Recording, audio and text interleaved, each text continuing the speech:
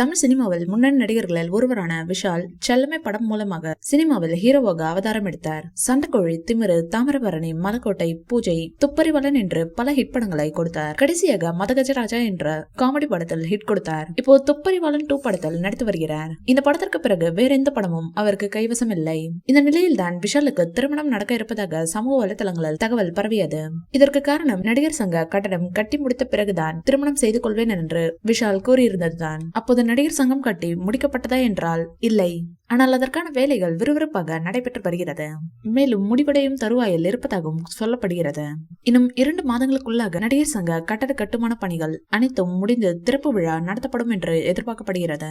இந்நிலையில் தான் விஷால் தனக்கு செப்டம்பர் மாதம் திருமணம் நடைபெற இருப்பதாக கூறியிருந்தார். நடிகர் சங்க கட்டடம் கட்டுப்பணிகள் முடிந்து செப்டம்பரில் திருமணம் நடைபெறும். இது குறித்து அதிகாரப்பூர்வ அறிவிப்பு விஷாலின் பிறந்த நாளின் போது வெளியாக இருக்கிறது.